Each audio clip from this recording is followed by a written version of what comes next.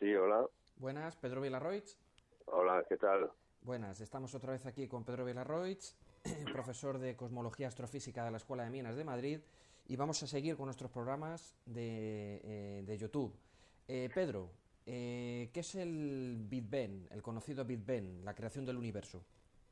Bueno, existen algunas teorías sobre la formación del universo y esta es, bueno, la más conocida, es Sí, la más aceptada, vamos a decir, aunque tiene algunos problemillas que luego se han tratado de solventar. sí, Básicamente es, bueno, la gran explosión, teoría de la gran explosión.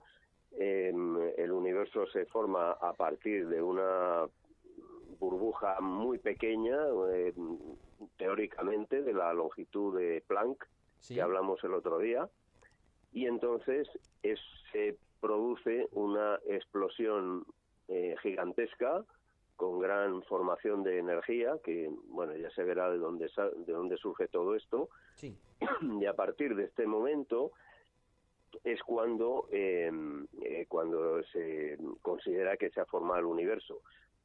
El Big Bang tiene varios estados. El primer estado es como una especie, vamos a decir, de sopa de partículas, sí, en donde hay partículas y antipartículas que van chocando, se van formando fotones, los fotones a su vez son detenidos y forman nuevamente pares partícula-antipartícula, ujú, y así se va generando una sopa primigenia, vamos a decir, y que se va enfriando según va aumentando la expansión. A medida que aumenta la expansión, sí, desciende la temperatura ujú, y estas partículas, sobre todo las que son materia y antimateria, van reaccionando y van formando fotones que ya no se vuelven a recombinar. Entonces, técnicamente el universo tendría que quedar formado solamente por una masa de fotones, o sea, de luz.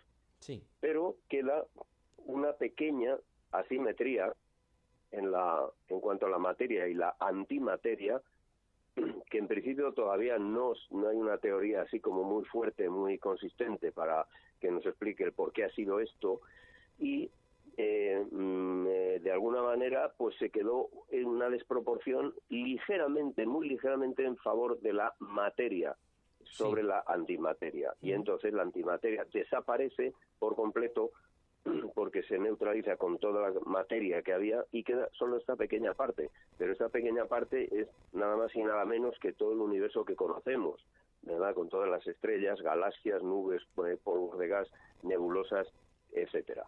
Y una de las cosas que más importantes como consecuencia del Big Bang, de la gran explosión, sí, es que el universo se expande y hay galaxias que se van apartando de nosotros a una determinada velocidad que se conoce como velocidad de recesión y fue descubierto por el astrónomo Hubble.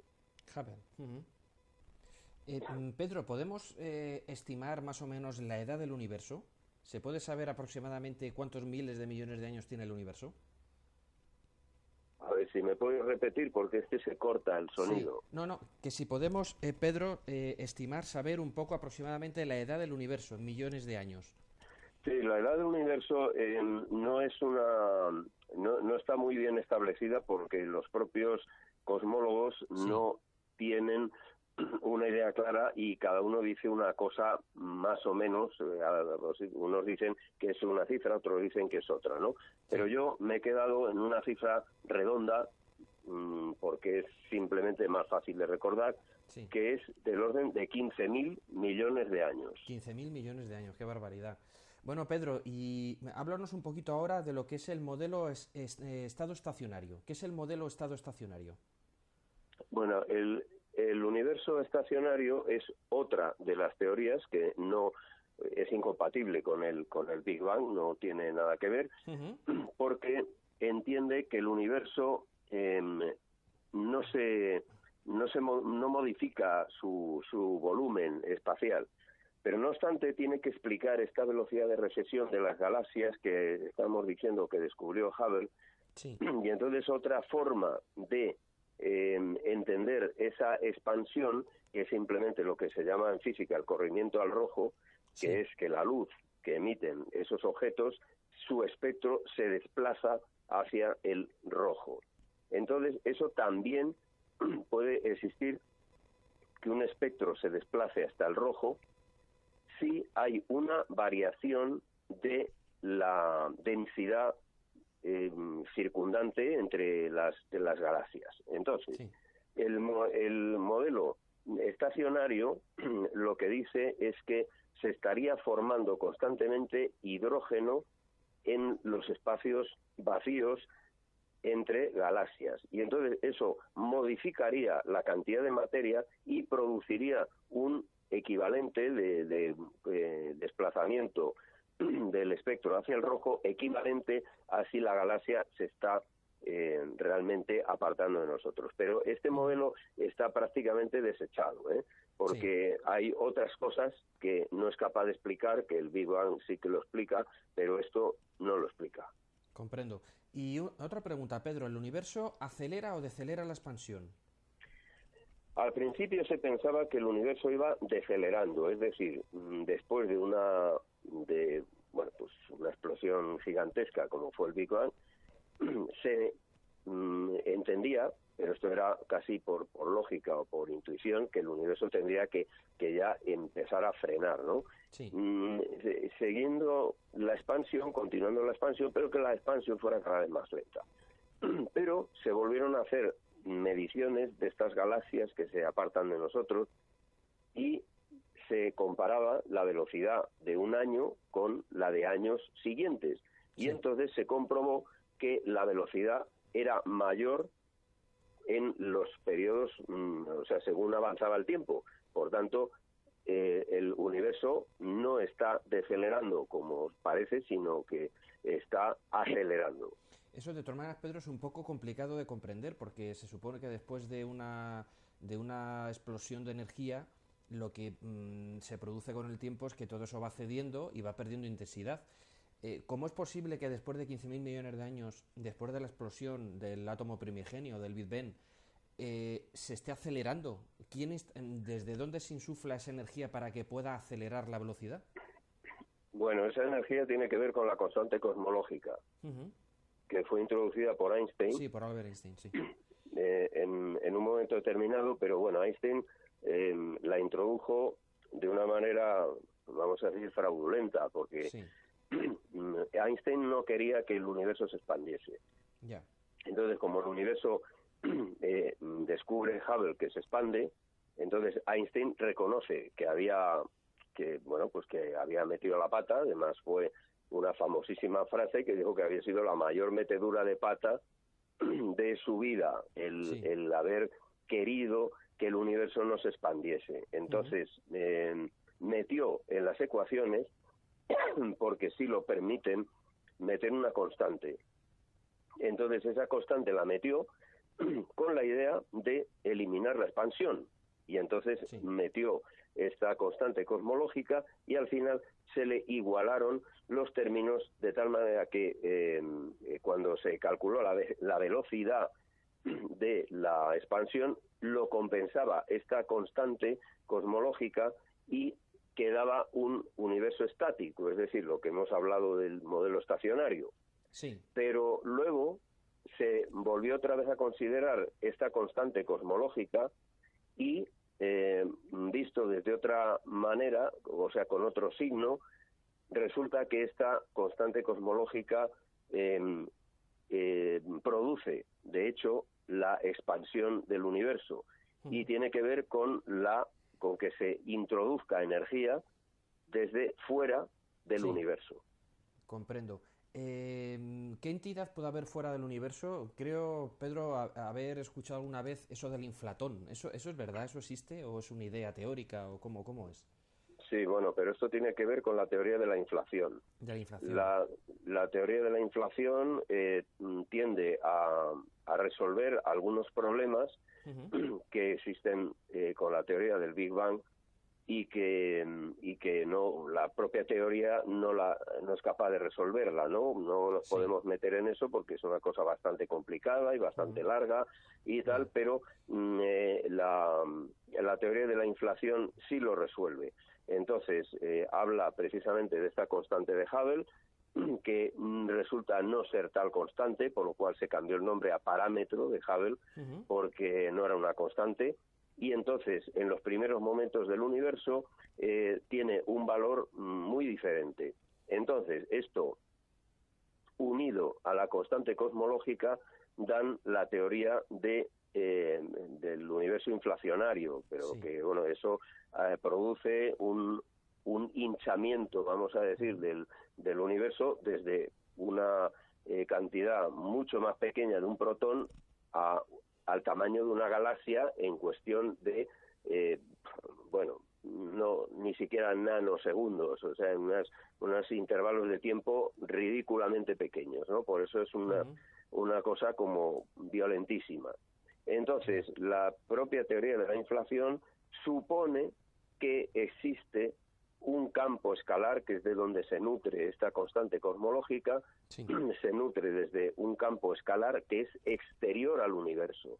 Entonces, al ser exterior al universo, insufla energía dentro del nuestro, por ese motivo se produce la gran explosión y, además, generalizada la teoría de la inflación, da lugar a que en ese campo escalar sea como una especie de sopa donde se van generando universos constantemente. Algunos universos tienen microsegundos de duración, algunos otros universos durarán millones de veces más que el nuestro en su expansión, y bueno, pues se forma ahí como esa sopa de que es un multiverso. Multiverso. Entonces, era lo que ahora se me ha venido un poco a la mente, Pedro, la teoría de los universos bebés de Stephen Hawking, que no sé si tiene que ver con esto, pero me imagino que sí, ¿no?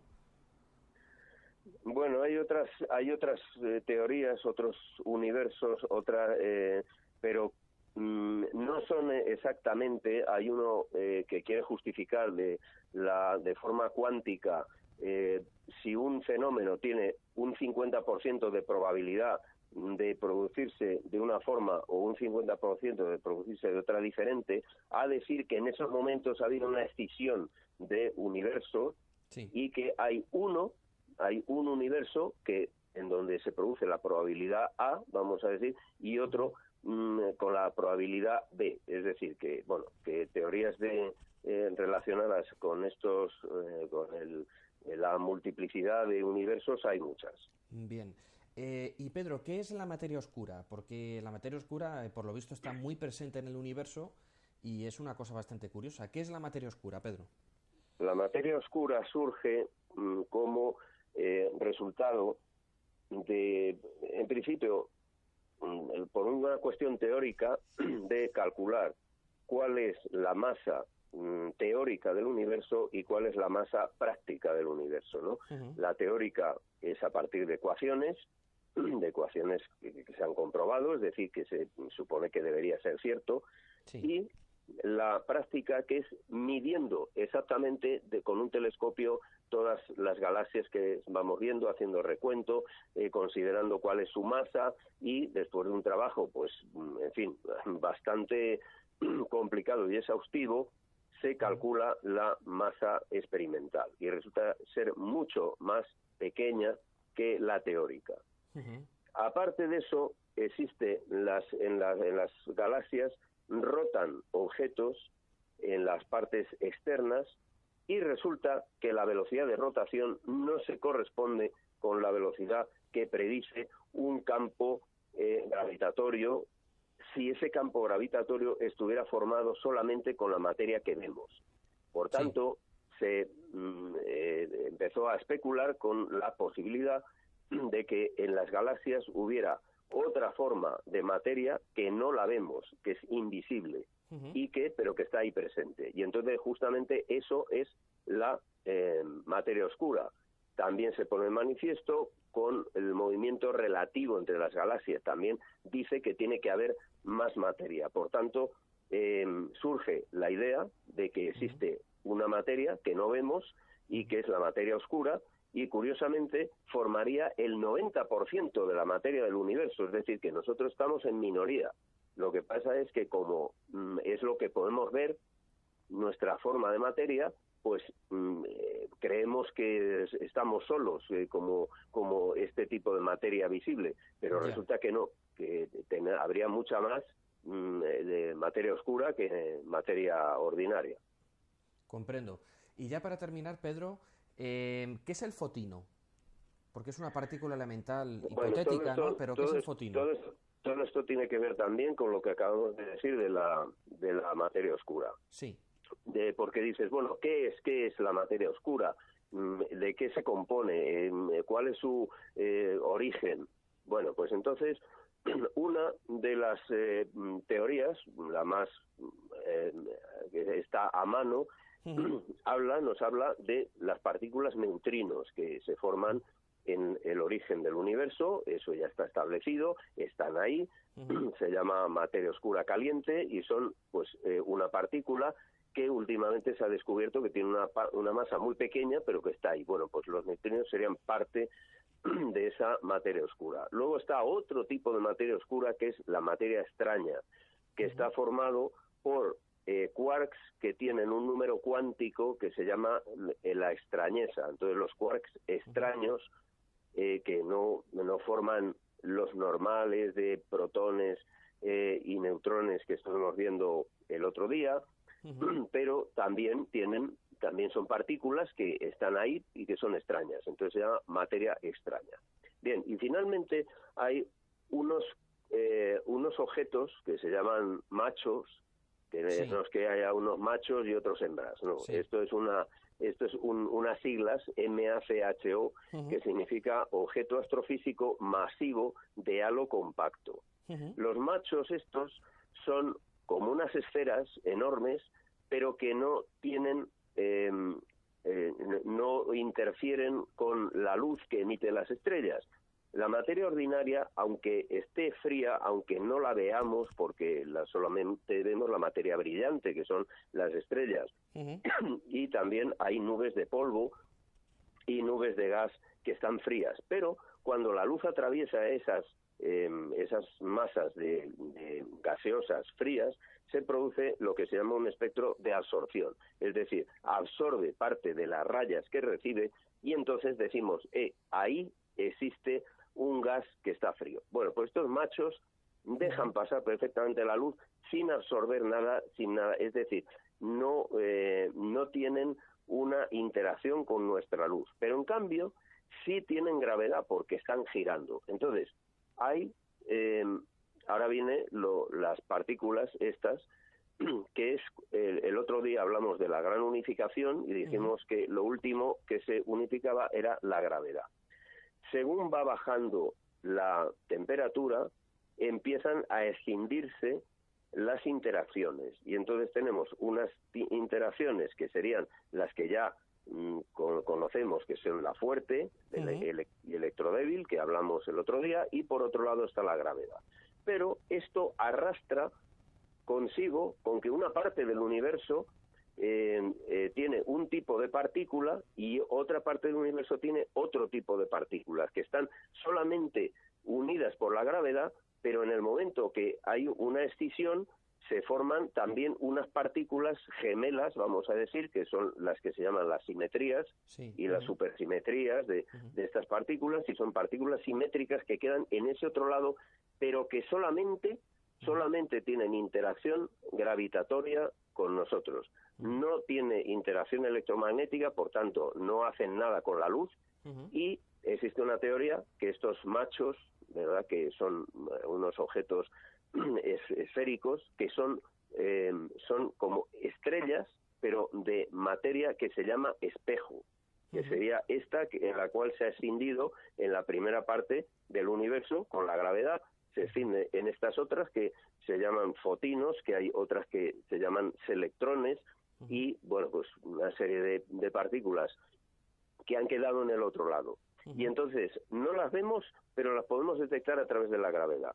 Y es más, bueno, yo les digo a mis alumnos que les voy a asustar un poco, porque digo, vamos a ver, la materia espejo no la vemos, pero está ahí. Y tampoco sabemos cómo está organizada. Igual está organizada y también hay vida en esa otra parte del universo que no vemos, porque no tenemos más que interacción gravitatoria. Entonces resulta que a lo mejor en este momento tenemos a un ser que está hecho de materia espejo, pero que no le podemos ver. La interacción gravitatoria permite que se interpenetren los cuerpos, porque nosotros no podemos penetrar la materia ordinaria porque lo impiden nuestros electrones, que se repelen. Pero si no lo hubiera, esta materia nos puede interpenetrar perfectamente y se nos puede meter a alguien dentro de nosotros, y nosotros no estarnos dando cuenta. Un amigo sí tuvo ocasión en un experimento de que se suponía que había sido un impacto de materia espejo. Entonces, esto sucedió en Jordania. No hubo cráter. Normalmente un meteorito lo que hace es dejar un cráter. No hubo cráter. Quemó todo, pero sin cráter. Sí. Entonces recogieron muestras, porque aquello era muy extraño, como se había producido un impacto que no había dañado físicamente el suelo, pero sí había producido una temperatura muy elevada. Y entonces dijeron, bueno, si esto fuera un impacto de materia espejo, la materia espejo se habrá quedado pegada a los núcleos de los átomos. Y entonces, ¿qué hicieron? Pesaron la tierra que habían sacado de allí, y esta tierra la sometieron a una centrifugación, que es, bueno, pues como yo le digo a mis alumnos, como esta historieta de Mr. Bean, que mete una lechuga mojada en un calcetín y le empieza a dar vueltas y echa fuera todo el agua, ¿no? Y así seca la lechuga. Bueno, pues esto era algo parecido. Se centrifuga eso, si hay materia espejo, la escupe, la echa afuera y se quedaría otra vez materia ordinaria. Y efectivamente pesaron aquello y pesaba menos que antes de la centrifugación, con lo cual, bueno, pues es un indicio importante de que podía ser efectivamente un impacto de materia espejo. Qué curioso. Bueno, Pedro, pues muchísimas gracias por tus conocimientos, por tu exposición, por tu sabiduría. Y nada, Pedro Vilarroig, profesor de Cosmología y Astrofísica en la Escuela de Minas de Madrid. Te damos las gracias, Pedro, por tus conocimientos y, bueno, por estos audioprogramas para YouTube, para que la gente, pues bueno, aprenda un poquito más acerca de esta materia que en el fondo es tan compleja y tan difícil de entender, pero bueno, con tu exposición se va entendiendo. Ha sido un placer, como siempre. Pues muchísimas gracias, Pedro, querido amigo. Un abrazo grande. A ti.